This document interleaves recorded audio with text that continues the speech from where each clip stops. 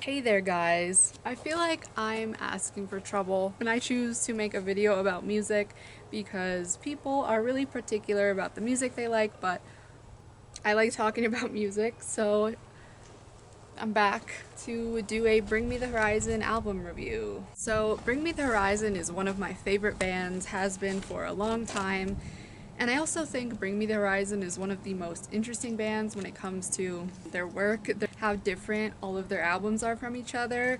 I feel like I don't know many bands that have made like such a diverse collection of albums that can be almost separated into different genres of music. And I find it fascinating that this band just doesn't give up and keeps experimenting with different genres and different styles. Bring Me the Horizon is also one of the few bands that I know pretty much all of their work. Their oldest to their newest, I've heard pretty much all of them except for one, which I'll touch on in a second. But let's try to go in order here from the earliest release to the newest album of theirs. So this is what The Edge of Your Seat was made for. I believe was their first EP released in, let me check, 2004. I remember kind of liking this one, although going back and comparing it to all of their other content, I don't think it's that great, which makes sense because it's like their first work. But I don't think it's absolutely horrible. I'm gonna put it in C tier. The next one I believe is Count Your Blessings. This one kind of has a similar vibe. Very deathcore, very screamo, kind of messy. I don't listen to this album much anymore. I gonna be honest, I kind of do enjoy the song Pray for Plagues, but that's pretty much the only one that I can actually play in my head from memory. I feel like the rest were kind of forgettable for me. So I'm gonna put this in C as well. The next one is Suicide Season. Came out in 2008. This one still kind of sticks to the deathcore sound. I'm gonna be honest, I went through a phase where I would listen to this entire album on repeat, start to finish. Honestly, I like most of the songs on here.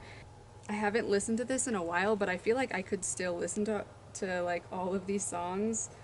I remember really liking Chelsea Smile, It Was Written in Blood, The Come Down, Sleep with One Eye Open, and The Sadness Will Never End, and Suicide Season. That was a lot of songs that I just named. But yeah, I kind of like that whole album, even though it's not always my vibe to listen to really heavy deathcore anymore. A or B? Maybe B. And then this one, the green one, I think is just another release of this album, but with like all the weird remixes. Like the kind of more like electronic remixes, which is not really my vibe, so I'm gonna put that in D. Next we've got There Is a Hell, which came out in 2010, and this is honestly one of my favorite Bring Me the Horizon albums of all time. I think this is where they really changed their sound into something way more unique and different, and they kind of strayed away from their deathcore sound, and this is kind of for me where they became like not just another scene band. Like my favorite songs from this are Crucify Me, It Never Ends, and Home Sweet Hole, and Blessed with a Curse. I think this is kind of a 10 out of 10 album, so I'm gonna put this in honestly an S tier. Okay, next they released Sempiternal in 2013.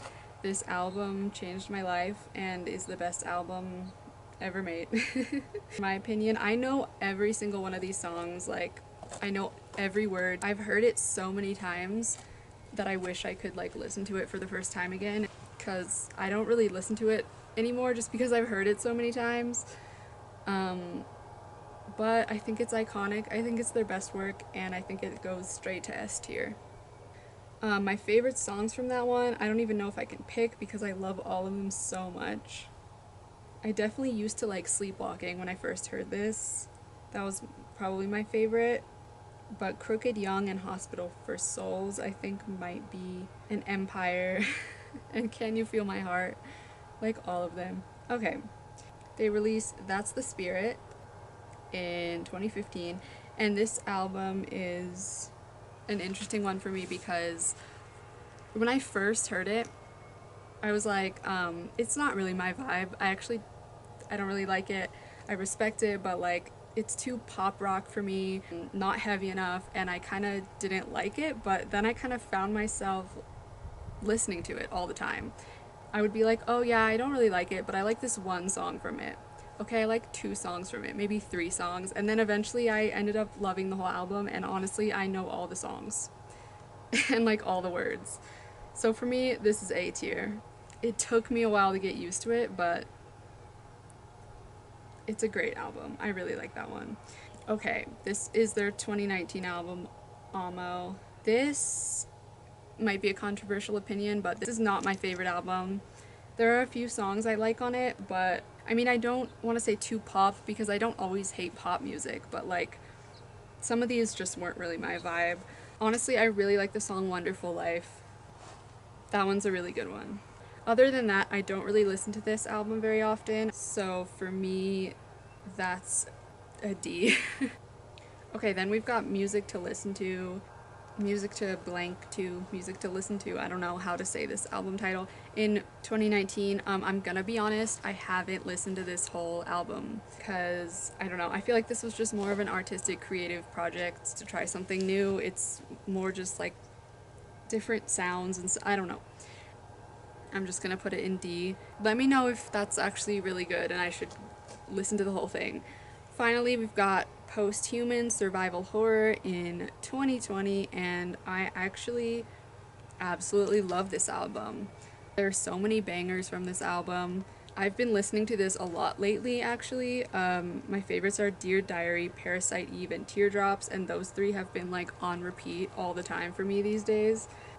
Parasite Eve I think is a brilliant song. It's so different from anything I've heard. And Kingslayer is iconic. Collabing with Baby Metal, what a move. I love that they kind of returned to their old style, like their kind of heavier stuff, but then they made it super polished and new and fresh. Like such a great album. I would put it in A, I think. Because it's not quite as good as There Is a Hell and Sempiternal for me, but it's still like a really great album for me. So yeah, that's it. That's my tier list. This was just my opinion. I thought it would be fun to kind of do something like this. This is not a music review channel. I just really like Bring Me the Horizon. And I thought this would be a fun idea. Oh, let's address their newest single, Die For You. Not my style, not my vibe, but I'm still excited to see what else they come out with in the future.